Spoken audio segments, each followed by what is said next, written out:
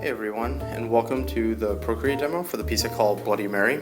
So this piece I originally did at a sketch bomb. I did the rough sketch of it a few years ago. The theme was like horror or folklore or something like that. So that's what this was originally done for. I went with the version where she was badly burned as well as bloody, so that's why you see like the smoke and she looks like she's been burned basically. I want to quickly get to the techniques and less about the design of her because I do something slightly different in this. So here you can see me laying in all the flats like I normally do, but in a minute I'm going to slow the video down as much as iMovie will let me, which is right here. And you're going to see me start putting in the shadows. So I went with a single shadow layer for the entire thing, which is not super weird, but then the way that I then applied that shadow was just sort of different. So I have all of these different flats on different layers, and so the way I would do the shadow then is I would start by the shadow layers on top of everything else, and then I would start at the bottom of my flat stack and I would select that flat, and then I would use the shadow layer, I would paint in the shadows.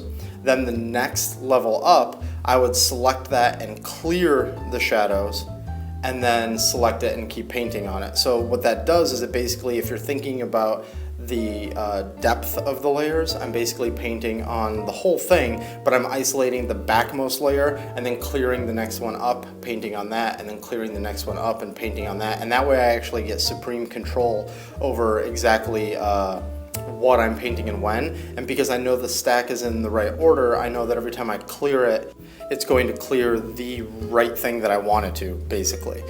So like for instance, if I'm painting, because this layer is on top of everything, if I'm painting the face and I paint all over the eye sockets, which is sort of what just like happened right there, you can see the eyes are completely dark right now because I was just painting in the eye socket, and then right there they instantly lit up because what I did was I selected the eyes, then cleared the eyes, painted on the eyes, and then so on and so forth. So it ends up keeping, which is really good in Procreate because the layers are limited, it ends up keeping your layers pretty limited. There's not that many layers then, at least on the shadow side. You might have a lot for the flat side. So for instance, if this were like a giant piece that had a ton of elements and you had flats for everything, that wouldn't necessarily work out. But anyways, so here I'm just putting in some discoloration. I wanted her teeth to be charred, putting in some stuff on her skin and then lowering the opacity of that.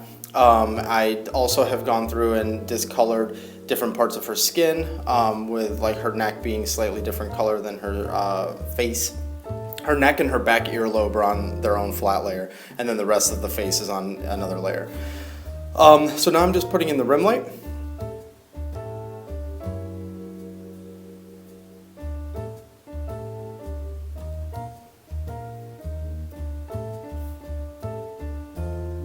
When I was doing this piece in general, I had a lot of problems with exactly what I wanted the lighting to be in terms of like color temperature, which seems to be a theme of mine lately, because in the tattoo piece that I recently posted up called Innocent, I had the exact same problem. But you can see then I come in here and I do a bunch of tweaks to start harmonizing it, and like for instance the rim light right now is still white, and then I eventually shift that to more of a reddish.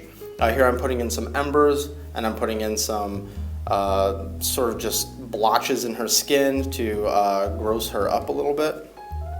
Here's some shine for the wet, meaty parts of her. Really wanted to make that gross. So now I've really slowed this down. This is as slow as I can go now, but a lot of people have said that when I do like my layer effects and stuff at the end, it goes by way too quick. So here it is, as slow as possible, and I'll just let it roll. Now on my next time I'll explain it, and then I'll do it one more time so that in case anything I missed. So what you see here first is me just tweaking the background, putting in some strokes and changing those layer settings. I then tweak the rim light so that it's more red, fitting in with the scene.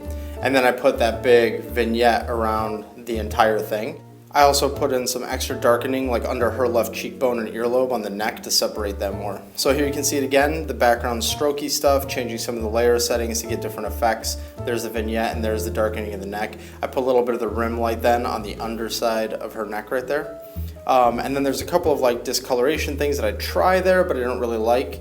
And then at the end I put like a very slight blur across the entire thing. And really that's just to try and do a little bit of the, she's an hot, fiery environment, but it's actually not very strong. I didn't want to obscure too much. So that was the like third or fourth time we've run through that. Hopefully you can slow it down and see everything. This is the finished piece, a little bit cropped so you can see it on the screen better. And thanks a lot for watching. I hope you enjoyed it. And if you're looking for me on the internet, these are the places where you can find me.